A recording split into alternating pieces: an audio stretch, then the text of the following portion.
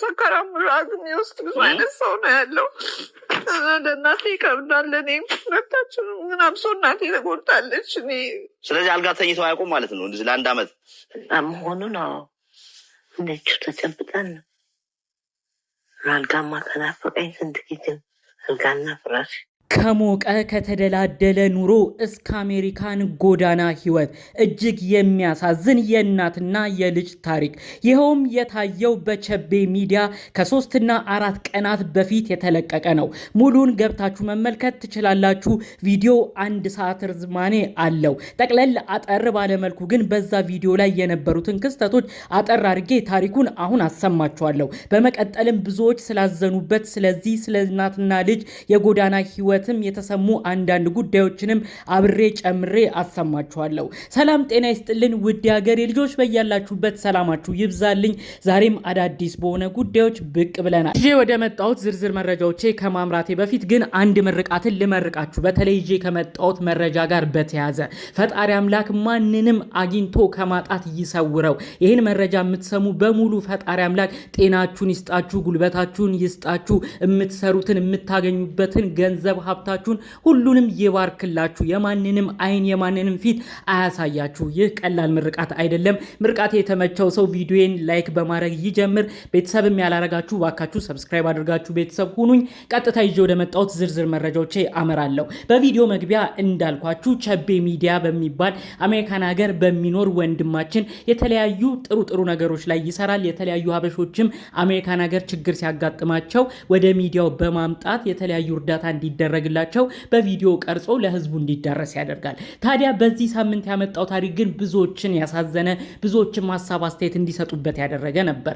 ይኸውም እንግዲህ እናትና ልጅ ህይወታቸውን ኑሯቸውን ለ1 አመት ያክል በመኪና ውስጥ እንዳደረጉ።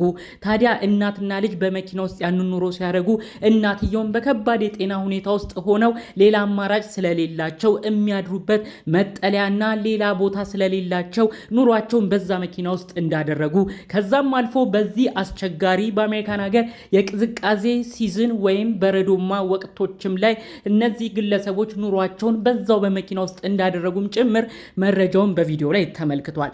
ይህ ክስተት ከመፈጠሩ በፊት እናትም ልጅም የሚኖሩት ኑሮ የተንደላቀቀ ነበር።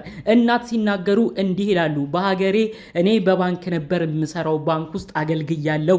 እድሜ 70 ነው። ባለቤቴ ኢትዮጵያ አየር መንገድ ላይ አካውንታንት በመሆን አገልግሏል። ኢትዮጵያ በነበረን ህይወትም 3 የቤት ሰራተኞች ነበሩን፣ 1 የወንድ አገልጋይ፣ 2 ደግሞ የሴት አገልጋይ ቤት አጋዦቻችን። በአጠቃላዩ ጥሩ ኑሮና ጥሩ ቤተሰብ ነበረን ብለዋል። ታዲያ በተለያዩ አጋጣሚ ልጆቻቸው ወደ ተለያዩ አውሮፓና አሜሪካን ሀገር አቅንተው ነበር። ኑሯቸውን በመኪና ውስጥ ያደረጉት የ70 ዓመቷ እናት ሲናገሩ እንዲህ ይላሉ። መጀመሪያ የሄድኩት አውሮፓ ነበር። ከዛም በመቀጠል ልጄ ከምንኖርበት አውሮፓ ወደ አሜሪካን ሀገር ገባች፣ እኔም ወደ እሷ አሜሪካን ሀገር ገባው ይላሉ።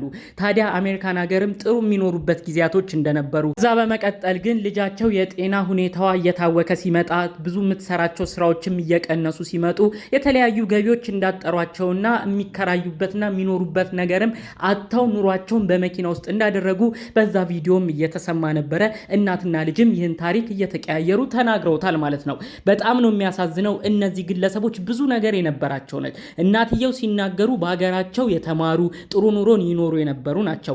ልጃቸውም በጥሩ ሁኔታ የተማረች ሊሴ ገብረ ማርያም መማር የቻለች በጥሩ ውጤትም ትምህርቷን አጠናካ ጀርመን ሀገር ኖራ በመቀጠል አሜሪካን ሀገር እንደነበረች፣ አሜሪካን ሀገርም ቢዝነስ አድሚኒስትሬሽንን ተምራ ዲግሪዋን አዋርዶና ዲግሪዋን አግኝታ የተለያዩ ቦታዎች ላይም እንደሰራች፣ በባንክ እንደነበረች፣ በተለያዩ ድርጅቶችም እንዳገለገለች፣ እንዲሁም በአጠቃላዩ ጥሩ ቦታዎች ላይ ስትሰራም እንደነበረ በዛ ቪዲዮ ላይ መረጃው ተሰምቷል።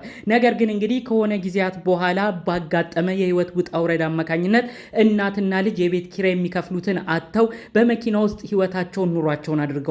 የሚገርመው ነገር እዛ መኪና ውስጥ ያለውን ሁኔታ ቸቤ ሚዲያ ሲያሳይ ነበረ። ከኋላ 3 ሰው የሚይዘው ቦታ ላይ የተለያዩ እቃዎቻቸውን አጉረው ነበረ። ልብሳቸውን፣ የሚያስፈልጋቸውን የተለያዩ ነገሮች መኪና ውስጥ አጉረዋል። እነሱ የሚቀመጡት የሚተኙትም ከፊት የሚገኘው ቦታ ላይ ነው። ልጃቸው የድራይቨር ወይም ሹፌር ያለበት ቦታ ላይ ትቀመጣለች፣ እዛው ትተኛለች። እናቷም እዛው ከጎን ጋቢና ባለው ቦታ ላይ ነው እንግዲህ የሚተኙትም የሚቀመጡትም ማለት ነው። እንግዲህ አስቡት ወደኋላ ወንበሩ እንኳን እንዳይለጠጥ ከኋላ ብዙ ዕቃ ጥቅጥቅ ብሎ መኪናውን ቸቤ ሚዲያ ሲያሳይ በቃ ዕቃው ራሱ መፈናፈኛ እንደሌለው ነው የሚያሳየው።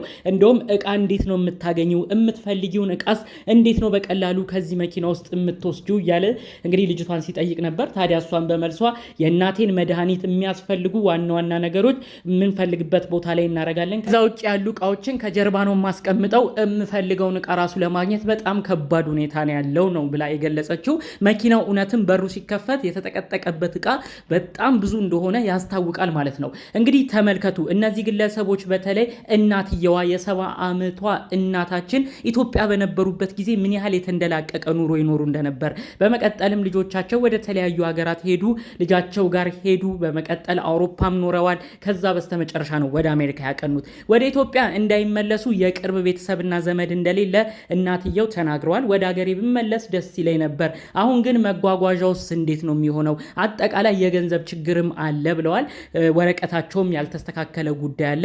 ወረቀታቸውም ያልተስተካከለበት ምክንያት እንግዲህ የገንዘብ ችግርና የገንዘብ ማጣት እንደሆነ ልጃቸው ስትናገር ነበር። የእናቴን ወረቀትን ማስተካከል ያልቻልኩት በገንዘብ እጦት ነው ብላለች። የሚገርመው እሷ የአሜሪካን ሀገር ሲቲዝን ነች። የአሜሪካን ሀገር ሲቲዝን ሆናም የተለያዩ እርዳታዎች ራሱ እንደ ልብ እንዳላገኙ፣ ማደሪያ ራሱ ለማግኘት በጣም ብዙ ወረፋ እንዳለ፣ እዛ ውጭ ባሉ ነገሮች ግን ያው ከአሜሪካን ሀገር መንግስት ለእናቷ ሕክምና እየተደረገ እንዲሁም ለሚበሉት ምግብም በዛው አሜሪካን ሀገር መንግስት አንዳንድ ቦታዎች ላይ እየበሉ ህይወትን እየገፉ እንደሆነ ነው ገልጻ የተናገረችው ማለት ነው። የእውነት ቪዲዮ በጣም ይከብዳል። በተለይ እኛ እናት የ70 ዓመት እናት ከዛ ከጋቢና መኪና ውስጥ ወርደው ቆመው ስንመለከታቸው በጣም የሚያሳዝን ነገር ነው ያለው። ልጅቷ ያንን ነገር ራሱ መቋቋም አቅቷት እናቴን አንገላታው፣ እናቴን ሁሉ እንድትሰቃይ ያደረግኩኝ በማለት እንባ እየተናነቃት ነበረ መልእክቷን ስታስተላልፍ የነበረው።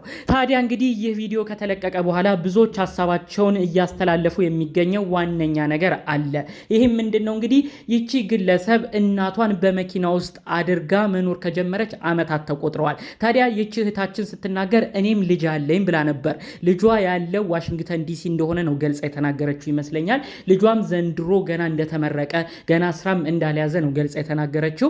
ታዲያ ልጇም ይሄን ነገር እንደማያቅም ጭምር ነው በዛው መልእክቷን ያስተላለፈችው። በሌላ በኩል ወዳጅ ዘመድ የቅርብ ቤተሰብ ራሱ እንደዚህ እንደምንኖር አያውቁም ስትል ነው ገልጻ የተናገረችው። በመቀጠልም እንግዲህ ወንድሟም ካናዳ ሀገር እንደሚኖር ቀደም ሲል ጀርመን ሀገር እንደነበር ከዛም በመቀጠል ካናዳ ሀገር እንደገባም ጭምር ይችህታችን ተናግራለች። ታዲያ እነዚህን ነገሮች ነው በማገናኘት ብዙ ሰው ይህ ነገር ምናልባት ይችህታችን በስትረስ ውስጥ በጭንቀት ውስጥ ሆና ጥሩ ነገር ላይ ላትሆን ትችላለች። እንዴት ነው የገዛ ወንድሟ የኚህም እናት የገዛ ልጃቸው ካናዳ ሀገር እየኖረ የገዛ ልጇም ዋሽንግተን ዲሲ እየኖረ ወዳጅ ዘመድም እያለ እንዴት ነው በዚህን ያህል ደረጃ የሚቸገሩት? በዛ ላይ ብዙ ዘመዶችም አውሮፓ እንዳላቸው በዛው ኢንተርቪው ላይ ገልጸው ተናግረዋል። ለምንድን ነው ከቤተሰብ ጋር ተስማምቶ ይህን ጉዳይ መፍታት ያልተቻለው? ይችህታችንም ያለችበት ሌላ ጭንቀት፣ ሌላ የቤተሰብ ጉዳይ ሊኖር ይችላል በማለት ሀሳብ አስተያየታቸውን እያነሱ መልእክት ሲያደርሱ የነበሩ ሰዎችንም ተመልክተናል። እንግዲህ በዛ ቪዲዮ ላይ ይችህታችን የአይምሮ ጭንቀት አለብሽ ወይ እንዴት ነሽ ብሎ ቸቤ ሚዲያ ጠይቋት ነበር። ታዲያ ብዙ ጫናዎች ውስጥ እያለፍኩ በሆንም ብዙ ብጨናነቅም የአይምሮ ሁኔታ ጤነኛ ነኝ፣ ሰላም ነኝ ስትል ነው እንግዲህ መልእክቷን ያስተላለፈችው ማለት ነው። የእውነት በጣም ልብ የሚነካ ክስተት ነው። በጣም የሚያሳዝንም ታሪክ ጭምር። እኚህ እናት እኔ አልጋ ካገኘው ስንት ጊዜ ነው፣ አልጋ ላይ ከተኛው በጣም ናፍቆኛል ብለው የተናገሩበት ነገር የእውነት እኔ ከዛም ሁሉ አንድ ሰዓት ከተቀረጸው ቪዲዮ በጣም ልቤን የነካው ቃል ነው። በጣም የሚያሳዝን ነው። በተለይ የእናትየዋ ሁኔታ በዚህ እድሜ መኪና ውስጥ ጭርምት ብሎ መዋል ማደር በጣም ከባድ ነገር ነው። ወንበሩ እንኳን ወደኋላ ተለጥጦ እዛ ላይ ማደር ቢቻል እንኳን ትንሽ ቀለል የሚል ነገር አለው። ነገር ግን ከመኪናው መጨናነቅ፣ ከመኪናው መጣበብ፣ በእቃ ከመሞላት አንጻር ምንም የማያፈናፍን ሁኔታ ስላለ እናትየው እዛ ውስጥ ነው ጭርምት ብለው ተኝተው ውለው የሚያድሩት። በጣም ያሳዝናል። ይህንን አስመልክቶ ነው ታዲያ የተለያዩ ኢትዮጵያን እነዚህን እናትና ልጅ መርዳት እንዲቻል በማለት እንግዲህ በዛው ላይ የዜል አካውንት የተለያየ ገንዘብ ድጋፍ እንዲደረግም ጭምር ድራሻዋ እዛው ላይ ተቀምጧል ማለት ነው። በተለይ አሜሪካን ሀገር የምትኖሩ እህት ወንድሞቼ ይህን ታሪክም በደንብ በሰፊው ማየት ከፈለጋችሁ ቸቤ ሚዲያ ብላችሁ በመግባት ትንሽ ወደኋላም በመመለስ እሱ የለቀቃቸው ቪዲዮ ከ2 ሳምንት በፊት የተለቀቀ ነው። 1 ሰዓት ርዝማኔም አለ። ሙሉን አይታችሁ ለነዚህ ወገኖቻችን ማርዳት እንፈልጋለን፣ ማገዝ እንፈልጋለን የምትሉ በህግ በኩል ያላችሁ ለእናትየው ወረቀት እንዲስተካከል፣ በሌላ በኩል ደግሞ ያላችሁ እነዚህ ግለሰቦች የሚያድሩበት መጠለያ ጊዜያዊ ነገር የሚገኝ ከሆነ እነዚህ እርዳታዎች ላይ ከጎን አለን ማለት እንፈልጋለን የምትሉ እንግዲህ ከዛ ላይ አድራሻቸውን እየወሰዳችሁ እነዚህን ወገኖቻችንን አለንላችሁ በሉ በማለት እኔም መልእክቴን ማስተላለፍ እፈልጋለሁ። የእውነት በጣም የሚያሳዝን ልብ የሚነካ ታሪክ ነው። እኚህ እናትና ልጅ ህይወታቸው ተቀይሮ እናትየውም የናፈቁትን አልጋ አግኝተው እርፍ ብለው ጎናቸውን አሳርፈው ተደስተው የምናይበት ነገር ይመጣል ብለን እናስባለን። ሌሎች መረጃዎቻችን እስክንገናኝ ለዛሬ ይዘንላችሁ የመጣነው መረጃ ይህን ይመስል ነበር። በሌሎች ቪዲዮዎቻችን እስክንገናኝ ሰላሙን ሁሉ ተመኘውላችሁ። ሰላም